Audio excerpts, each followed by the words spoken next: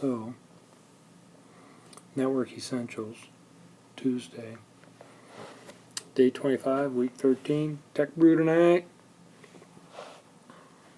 Cyber defense, we talked about that. I've got a couple things I'm going to mention at the end. Talked about security, network design, and we started configuring devices. All right. Data is our asset. Who sees the data? Confidentiality. Is the data accurate? And the availability of the data, being able to make it available. The data is either being stored, being moved, or being processed. So we have to be concerned about all three of those. What can we do? We can use products and devices, firewalls, antivirus software, and intrusion detection systems, and there's lots of different products and actual devices that help us do that. We have policies, things we can and can't do, and guidelines, things we should do to help with security. Okay? So we can have all those designs. Then we have procedures on how to put those into place, or how to use those policies, or procedures on how to use the products or devices. And then the key element in all of this would be the people. You know, are they trained correctly? Do they understand procedure? Do they understand policies? Will they do things to help protect our data? Okay. Sometimes one of the weaker parts of the whole thing. So we have an asset. Is there a threat to the asset? Somebody who can carry the threat out, a threat agent, and how vulnerable are we? Okay, so the asset is our data, okay, and our data in those different states. So what's the chance that somebody could see it or change it, okay, or make it not available, denial of service? Can they carry that out? And how vulnerable are we to that happening? Okay, from that we develop our level of risk.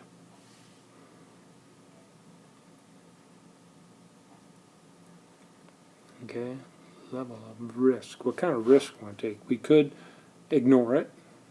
We could try to mitigate it, try to fix it so it'll never happen, or we can remove the risk. An example would be buying insurance to cover the problem. So nowadays, people will take data that's stored, encrypt it with a key, and then hold it for ransom from a company. Okay, what's the chances that can happen? There's definitely people who can carry it out. Is your data vulnerable to that? And if it is, and you don't want to take the risk, you can't mitigate it, you can buy insurance for ransomware, which I think is crazy, but it's a problem. Moving on. When we start looking at securing things, first thing we can talk about are these 3 A's. Authentication, something you are, something you have, something you know. We can use that, one or a combination of those, to authenticate who you are. Once you do that, authorized to do particular things. And while you're doing those things, we can keep track. We can audit what you're doing. All right. Next thing. The other day we talked about this scenario here. We had Jonathan was going to send a message to Skylar. So first of all, when Jonathan sends the message over to Skylar, he could send over a hash of the message. And then when Skylar gets the message, he could hash it, see if those two hashes match. If they do, the data integrity was probably maintained. Okay? Now, if we don't want somebody to be able to read it, he could encrypt it somehow share the key with Skylar, so when the information gets there, Skylar can decrypt it. Now, a step further, Skylar could send his private key to Jonathan, or no, we wouldn't do that. No, what Skylar could send his public key to Jonathan. Jonathan could encrypt it, and then only Skylar could decrypt it with his private key. Does that make sense? And then if we want to make sure it was Jonathan, he could, let's say, take the hash, encrypt it with his private key, send that over, his public key, send that encrypted signature over, then Skylar could decrypt it and make sure it was Jonathan. Crazy, huh? Now, what we went through today was, how does some of that happen when we maybe buy something from AWS, from Amazon, let's say, or from anywhere, or we do some banking? We're not exchanging keys and so forth. Let's look at one simple example with Diffie-Hellman.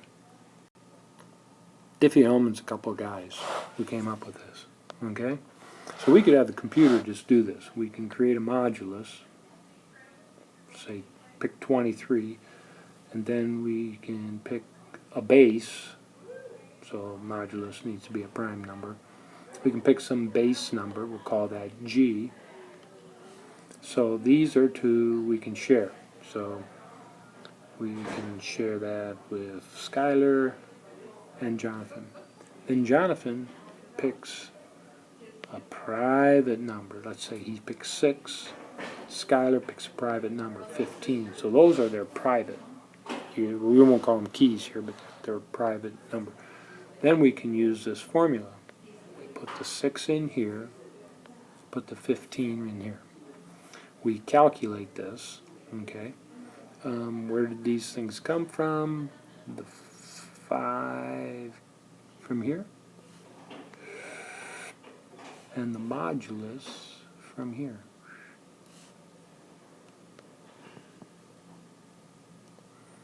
So we calculate it.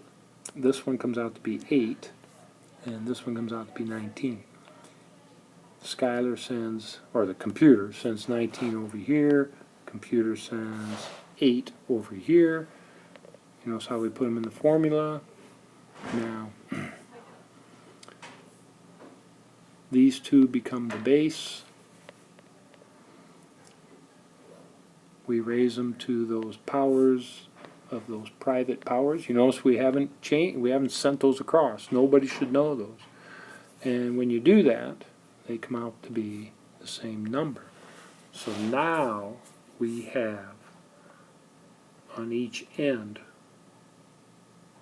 the same key. It gets a little more sophisticated than that, but that's how Diffie-Hellman works.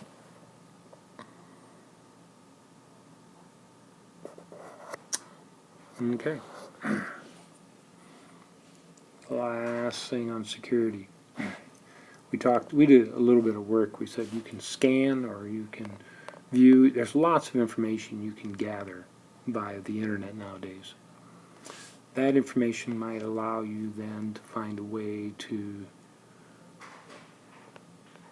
get into a system, attack a system.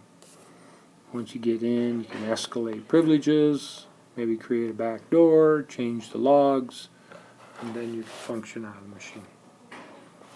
We have one more thing to talk about in security we'll talk about on Thursday.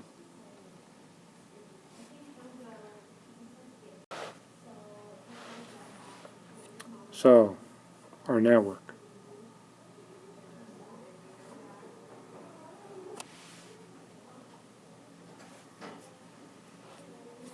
Here, this is the network we had before.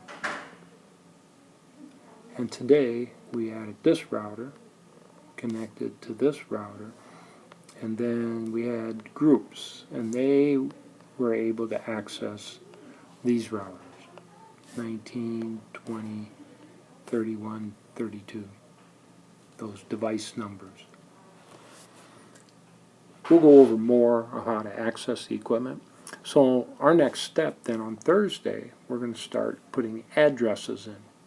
We can put an IP address on these links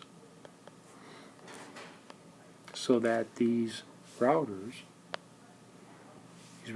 can then start to communicate.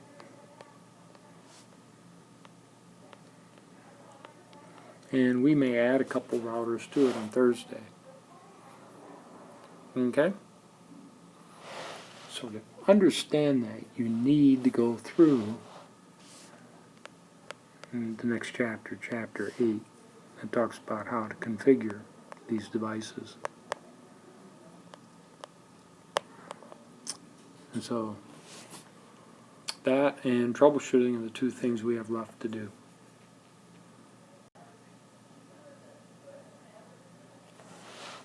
Here are some of the commands we did. We telnet it to this device, which password Cisco, that's a router actually, and that allows us to connect to up to 32 networking devices.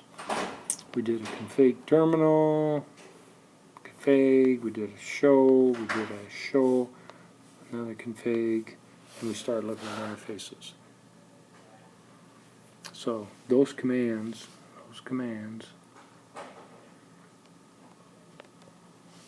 they're in chapter 8,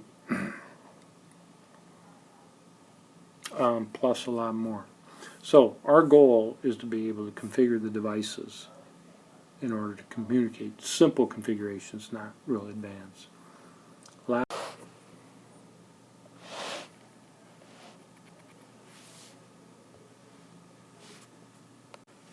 Alright, so here's an example where we're going to configure an address here, have them on the same network. We might change those addresses a little bit. Then these two routers should be able to communicate. Then we'll put a default gateway to get out, and we'll talk later on about an address to get back in. Yeah, it'll be interesting. It'll be kind of fun. So we'll have the addresses figured out on Thursday. We'll start using some commands similar to these over here, plus we'll add some commands to it. And we'll also talk about how to access the equipment remotely. Alright, so that's all on Thursday with a little more security. We are going to, the college is already signed up for the cyber defense in the spring.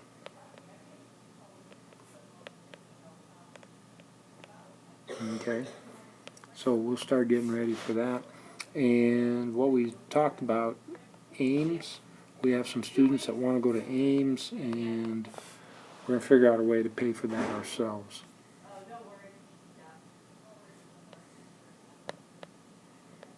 Okay,